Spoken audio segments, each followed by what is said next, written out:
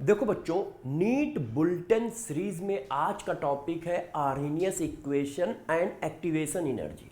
हर साल इससे एक या दो क्वेश्चन आता है।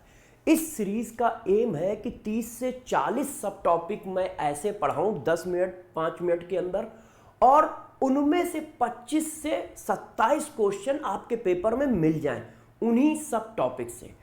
टारगेट है हर बच्चे के 100-150 नंबर, मतलब 100 नंबर से ऊपर जरूर है। तो चलो स्टार्ट करता हूं। तो देखो बच्चों, NBS number 1 NEET bulletin series lecture number 1। आज हम लोग डिस्कस करेंगे आर्हेनियस इक्वेशन और एक्टिवेशन एनर्जी को। जरा देखो बच्चों, ये कोई रिएक्शन है। अब इस रिएक्शन का, किसी रिएक्शन का ये एनर्जी प्रोफाइल डायग्राम है। ये क्या है? ए से बी एक रिएक्शन है, उसका एनर्जी प्रोफाइल डायग्राम है कि जब रिएक्शन हो रही है तो एनर्जी में क्या फ्लक्चुएशन आ रहा है। अब देखो, ये रिएक्टेंट है। रिएक्टेंट को प्रोडक्ट में कन्वर्ट होने के लिए मिनिमम इतनी एनर्जी चाहिए। ये जो पीक होता है इसे एक्टिवेशन कॉम्प्लेक्स कहते हैं। तो रिएक्टेंट को एक्टिवेशन कॉम्प्लेक्स तक पहुंचने के लिए जो एनर्जी चाहिए होती है उसे एक्टिवेशन एनर्जी कहते हैं। क्या? रिएक्टेंट को एक्टिवेशन कॉम्प्लेक्स तक पहुंचने के लिए जो मिनिमम रिक्वायर्ड एनर्जी चाहिए होती है उसे एक्टिवेशन एनर्जी कहते हैं। उसे क्या कहते हैं? Activation energy. फिर से सुनो, रिएक्टेंट को प्रोडक्ट में कन्वर्ट होने के लिए जो मिनिमम रिक्वायरमेंट ऑफ एनर्जी चाहिए होती है उसे एक्टिवेशन एनर्जी कहते हैं। इसे ई से रिप्रेजेंट करते हैं। आर्हेनियस इक्वेशन होती है K इक्वल टू ए ई की power minus E A upon R T. के रेट कांस्टेंट है, ए आर्हेनियस कांस्टेंट है, ई ए एक्टिवेशन एनर्जी है, आर गैस कांस्टेंट है, टी टेम्परेचर है। पहला पॉइंट, एक्टिवेशन एनर्जी की वैल्यू कभी जीरो नहीं हो सकती, निगेटिव नहीं हो सकती। एक्टिवेशन एनर्जी की वैल्यू हमेशा पॉजिटिव होगी। एक्टिवेशन एनर्जी थ्योरेटिकली टेम्परेचर पर डिपेंड करती है। थ्योरेटिकली टेम्परेचर पर डिपेंड करती है, इसका मतलब क्या है? बहुत लार्ज टेम्परेचर चेंज में एक्टिवेशन एनर्जी में माइन्यूट चेंज आता है और टेम्परेचर के साथ इंक्रीज करती है।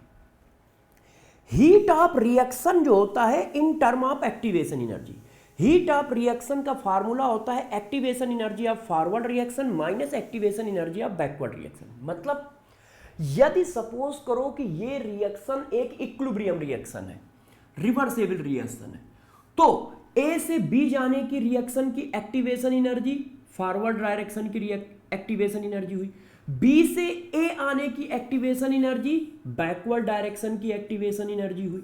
ये देखो, और इन दोनों का डिफरेंस हीट ऑफ रिएक्शन होता है। इन दोनों का डिफरेंस, ये देखो, एक्टिवेशन एनर्जी का डिफरेंस हीट ऑफ रिएक्शन होता है। तो हीट ऑफ रिएक्शन कौन सा पोर्शन है? ये वाला पोर्शन है। रिएक्टेंट और प्रोडक्ट के बीच की एनर्जी ये वाला पोर्शन, और इसकी वैल्यू कितनी होती है? Activation energy of forward reaction minus activation energy of backward reaction. देखो, activation energy affected by catalyst. Catalyst का एक्टिवेशन एनर्जी पे क्या इफेक्ट पड़ता है? कैटलिस्ट एक्टिवेशन एनर्जी को डिक्रीज कर देता है। कैटलिस्ट जब डाल दोगे तो ये ग्राफ कुछ ऐसा हो जाएगा, ये देखो। तो एक्टिवेशन एनर्जी की वैल्यू क्या हो गई? डिक्रीज हो गई। क्यों? क्योंकि अब इतनी एनर्जी चाहिए आपको प्रोडक्ट में कन्वर्ट होने के लिए। तो कैटलिस्ट एक्टिवेशन एनर्जी को डिक्रीज करता है। अब जरा गौर से देखो, यदि मैं इस रिएक्शन को ln ले लूं, मतलब लॉग ले लूं, तो ये इक्वेशन ऐसे कन्वर्ट हो जाएगी। अब ये हमारा y एक्सेस है ln के, ये हमारा x एक्सेस है, ये हमारा c है, तो ये हमारा आ गया स्लोप। ये देखो ऐसे। तो ये equation y equal to minus m x plus c को फॉलो करती है। y एक्सेस पे क्या है? ln के, x एक्सेस पे क्या है? 1/t। तो स्लोप क्या आया? Minus E A upon are.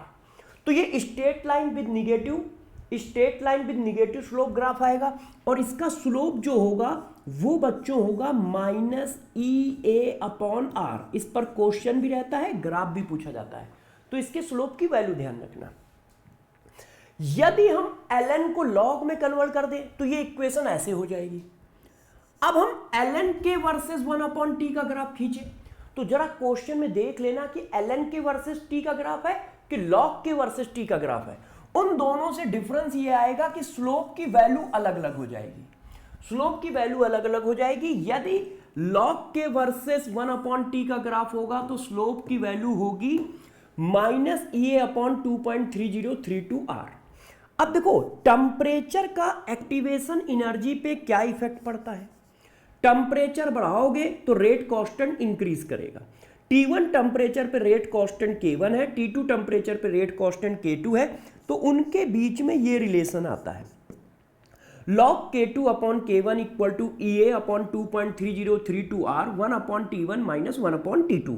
आप K2 की जगह R2 भी डाल सकते हो, K1 की जगह R1 भी डाल सकते हो। Rate constant eight T1 temperature, rate constant eight T2 temperature भी डाल सकते हो। क्लियर? ये थी आर्हेनियस इक्वेशन और एक्टिवेशन एनर्जी की थ्योरी। अब पिछले 4 साल 5 साल में आए हुए सारे PYQ करा देता हूं। देखो 2026 में ये PYQ आया है। अब देखो वो इक्वेशन क्या दे रहा है कि एक आर्हेनियस इक्वेशन की वैल्यू लिखिए ln k equal to 14.34 minus, ठीक है, 1.25 इंटू 10⁴ 1/t।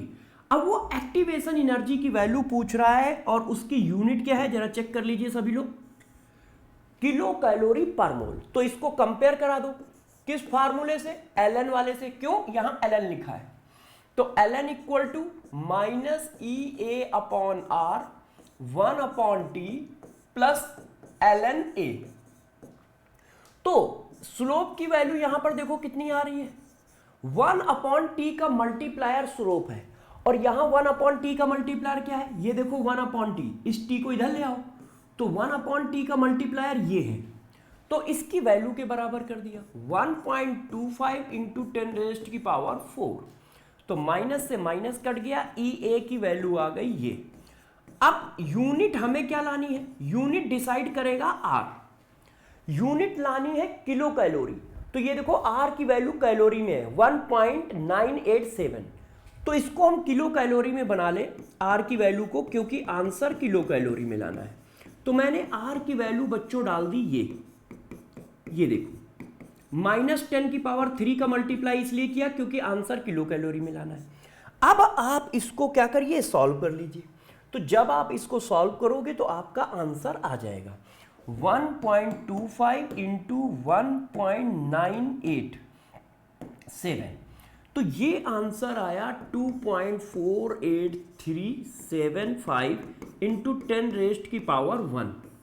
क्यों? 10⁻³ और ये 1, तो ये 24.83 आ गया। ऐसा आंसर देखो कहां पर है, ये आंसर हो गया डी। अब अगला क्वेश्चन देखिए आप। अब ये carbon +2H2 gives methane delta H equal to this. अब देखो डेल्टा H की वैल्यू निगेटिव है, इसका मतलब ये एक्सोथर्मिक रिएक्शन है। अब वो पूछ क्या रहा है, इस रिएक्शन को कौन सा ग्राफ रिप्रेजेंट कर रहा है। देखो ये रिएक्शन एक्सोथर्मिक है तो एनर्जी निकलेगी, अब एनर्जी निकलेगी तो प्रोडक्ट की एनर्जी कम होगी, तो ये तो एंडोथर्मिक ग्राफ है, कट गया, ये एंडोथर्मिक ग्राफ है, कट गया। क्यों? एनर्जी प्रोडक्ट की ज्यादा है, प्रोडक्ट की ज्यादा है, इसका मतलब रिएक्टेंट ने एनर्जी गेन की है तो प्रोडक्ट की एनर्जी ज्यादा हुई, और यहां एनर्जी निकल रही है, माइनस साइन है, तो ये एक्सोथर्मिक है, ये एक्सोथर्मिक है। अब डेल्टा एच क्या होता है, डेल्टा एच रिएक्टेंट और प्रोडक्ट के बीच की एनर्जी होती है ये, तो डेल्टा एच की वैल्यू 74.8 है, तो डेल्टा एच की ये वैल्यू 74.8 होगी, ना कि ये तो एक्टिवेशन एनर्जी होता है, ये वाला गैप तो एक्टिवेशन एनर्जी है, तो ये एक्टिवेशन एनर्जी थोड़ी दिया है, डेल्टा एच दिया है, तो ये वाला आंसर हो गया। नेक्स्ट क्वेश्चन देखो, rate constant of the reaction at 500 and 700 kelvin is this the activation energy of reaction.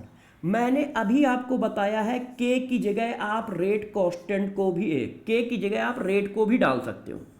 वैसे तो इन्होंने रेट कांस्टेंट ही दे रखा है, आप डायरेक्ट फार्मूला लगाएं और वैल्यू डाल दें, तो डायरेक्ट फार्मूला लगा के आप वैल्यू डाल दीजिए, ठीक है, आपका आंसर आ जाएगा।